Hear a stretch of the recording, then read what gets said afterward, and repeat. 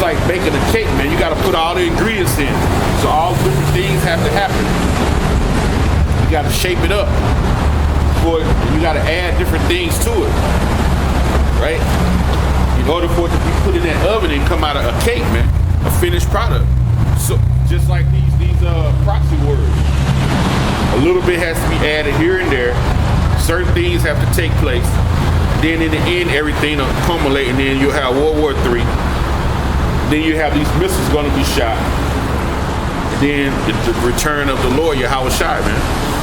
Okay?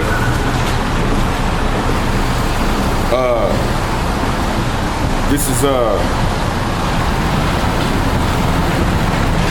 I think it's Ezekiel.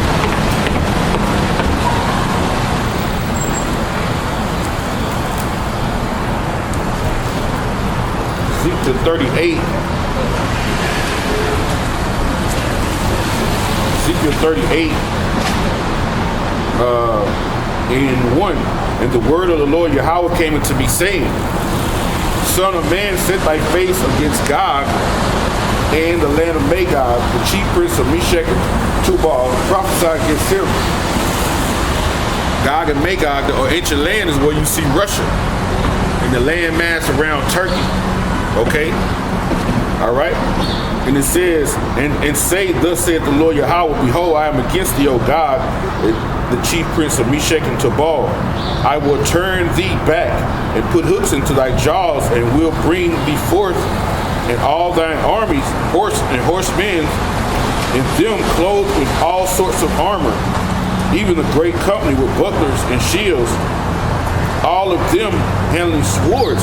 So he's telling you, he's getting ready to bring you into a situation where you're going to be at war again, right? He's finna put a hook in your jaw, meaning the Lord is finna guide you wherever he wants you to go, in the position that he wants you to be in to do his work. He's getting ready to turn,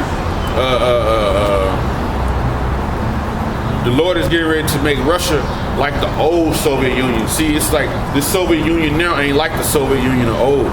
They were more treacherous, the old Soviet Union. So he's finna make them be of the same mindset that they were in the old days, the USSR, those days. So it's about to happen, man. Verse 5 says, Persia, Ethiopia, and Libya with them, all of them with shield and helmets. Persia, if you look up Persia, if you type in ancient Persia, it's going to go to Iran, which is modern day Iran. Okay, so they're going to be a part of this New World War. But you see, they haven't basically went in there yet. They're having the trade wars and the talks, but ultimately it's going to happen. Okay. Gomer and all his bands, and the house of Togarmah, the north quarter, all his bands, and many people. So you have the Europe, they're going to be into it. France, as you see right now. You got UK, they separated from the EU, right? France is having spats with different people. Okay? So, man, this World War III thing is serious, man. And it's going to lead to thermonuclear destruction. Okay?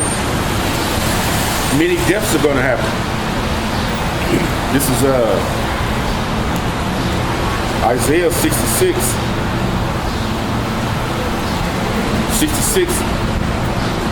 and 15.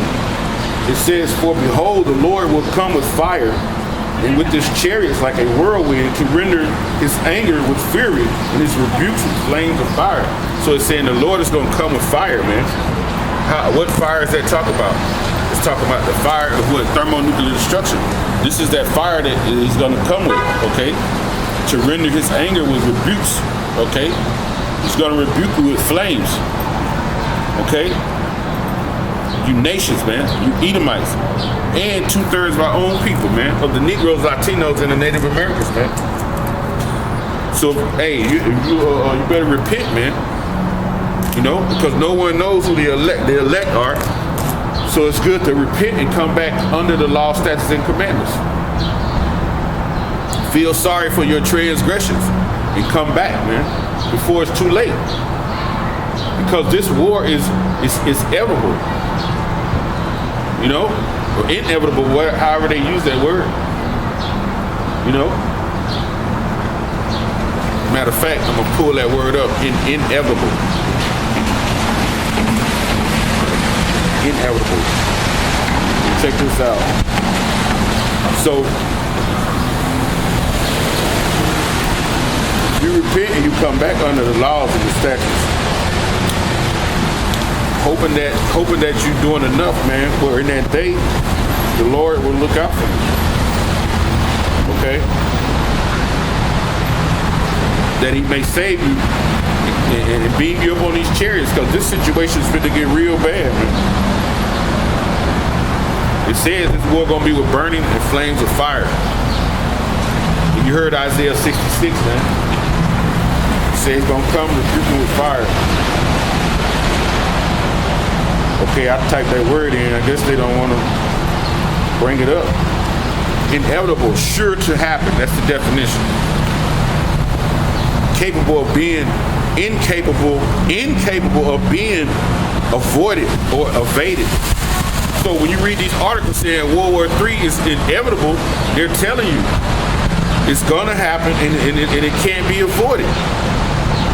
And the reason why it can't be avoided, because why? The Lord has said it. He has put it in his word, man. That's why it can't be avoided.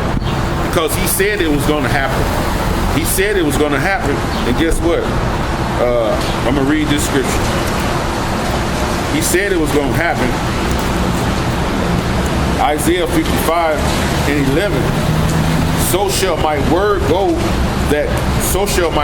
be that goeth forth out of my mouth. It shall not return unto me void. Right? Void means useless and empty. So his word not going to return like that. It says, but it shall accomplish that which I please, and it shall prosper in the thing whereto I sent it, man. So when the Lord put the spirit on these men to send these thermonuclear missiles, when you read in 2nd Ezra, the 16th chapter, they won't miss, man. Okay? They're not going to miss. They're going to be in the midst of the heavens, and they're going to hit their targets, man. And it tells you in there that none are going to miss their targets, man. Matter of fact, let me get that right quick to prove that to you. Y'all think this is a game? Let me show you. This 2nd Ezra, 2nd Ezra 16, 2nd Ezra 16. And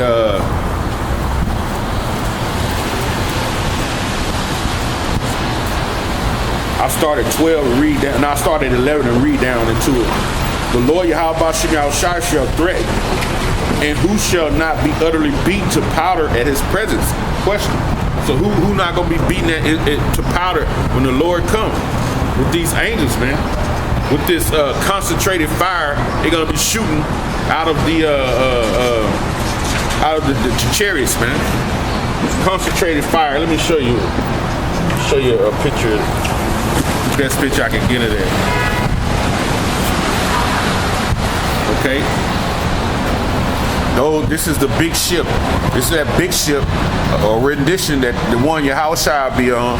You see those chariots, all those little bitty round things are chariots, and you see the people getting beamed up, and you got the angels, the men bringing havoc, man. Okay? Thermonuclear destruction. They're helping out with the destruction, right? And they're taking Esau. And you see people getting beamed up. That blue beam, man. That's that high concentrated beam of fire, man. Right there, okay? All right. Fervent heat, man.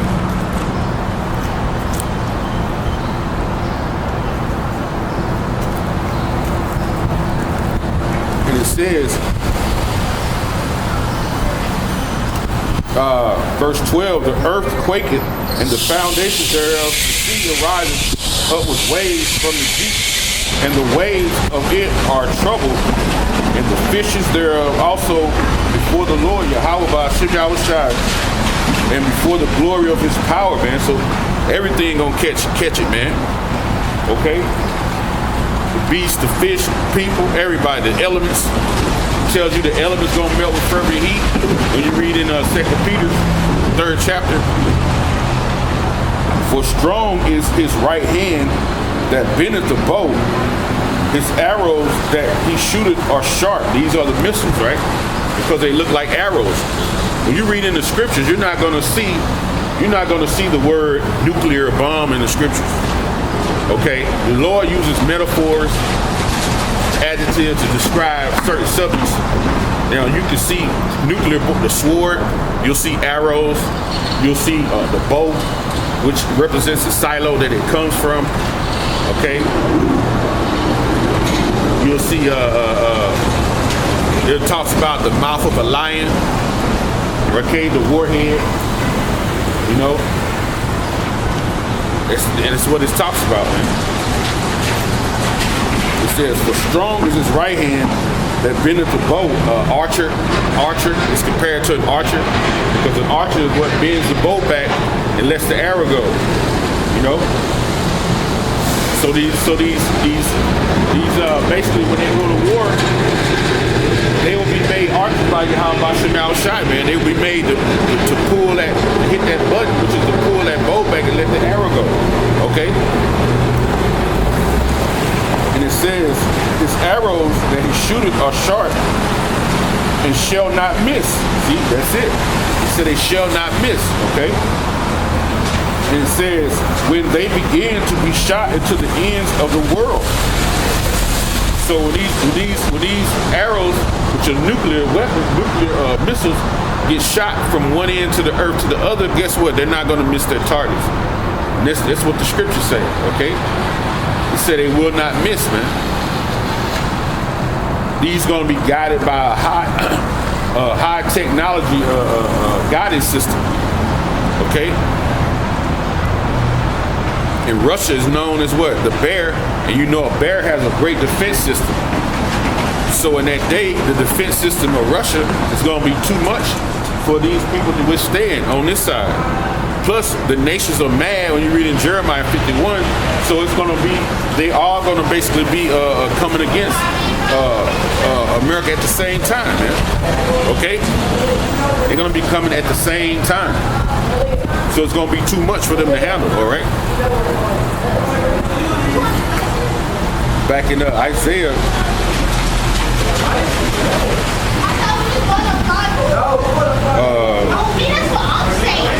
Isaiah. Right there. Let's see what we got here.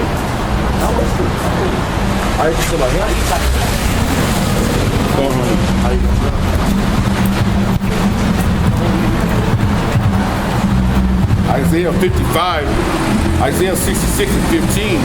For behold, the Lord YAHAWAH will come with fire, and with his chariots like a whirlwind to render his anger with rebukes, and his anger with fury, and his rebukes with flames of fire. Now we know them to be the arrows, which are the what? Thermonuclear missiles. Okay, this is how he's going to show his anger, his indignation on the world, man. Okay, even 2/3 of his own people, you're gonna experience the anger of the Lord, man. Through famine, through pestilence, man, through martial law, through the time of Jacob's trouble, through the concentration camps. And if you take that urchin in of the microchip, which is spoke of in Revelation 13 chapter, 16 to 18, if you take that chip, then there's a certain sort of destruction is coming to you, pursuant to the next chapter, Revelation 14, 9 and 10. Okay? Because the situation's going to be grim. So they're going to try to get you to take the chip so you can what? Buy and sell. But this is what the Lord, hey, this is a test, man. Whether you're going to follow the ways of Esau, the Antichrist, who are against the anointed, but you're going to basically follow Satan, or you're going to follow YAHAWAH, man. He going to have the situation so grim to the point where you're going to be like, man, certain people going to be like, I got to take it, man. if they're not going to trust in the Lord. You know? Hey man, it's gonna be a time that never was since the nation. For by fire and by his sword will the Lord Yahawah plead with all flesh, and the slain of the Lord shall be many. And that's a heavy scripture, man. The slain of the Lord gonna be many, man. When you go into the word many, it goes into numerous, man.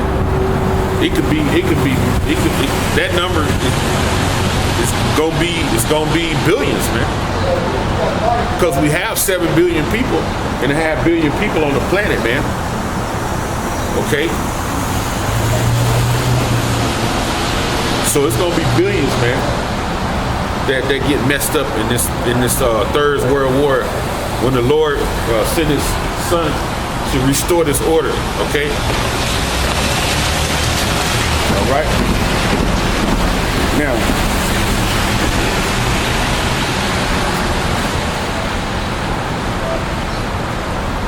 let me get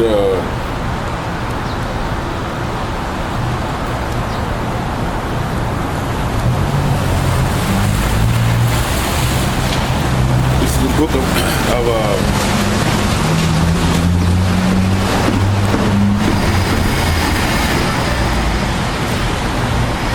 this is the book of Haggai 2 and 6.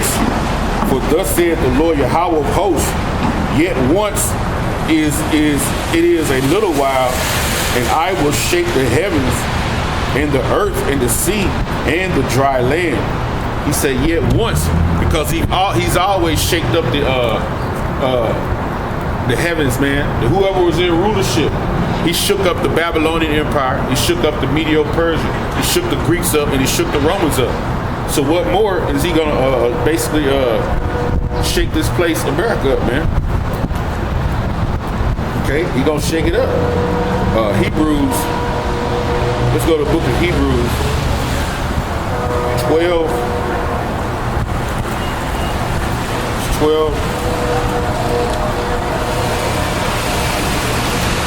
and 25.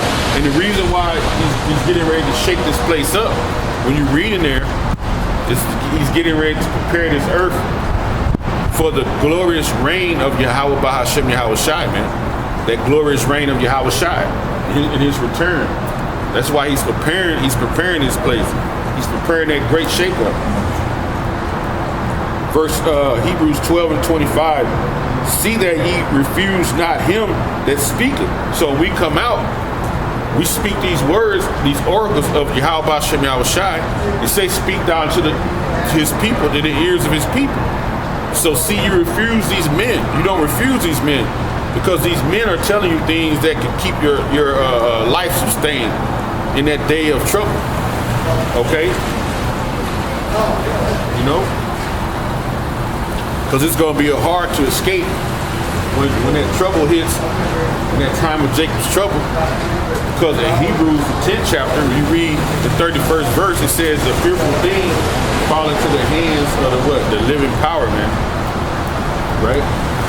But you can't box with the Lord, man. The power of the universe, man.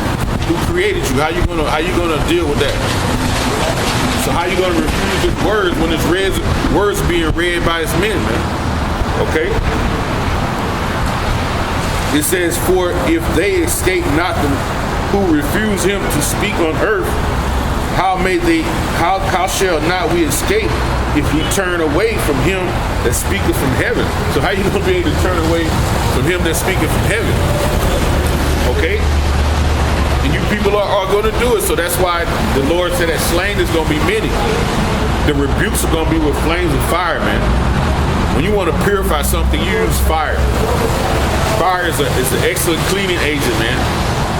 You know, it's an excellent purifying agent. You know, when you see people burn acres and acres of land, they're actually burning that ground for it to what? To cleanse the ground where that grass will grow back more better, man. You know? Verse 26, whose voice did shook the earth, because it did shake the earth in the time when he came down to Mount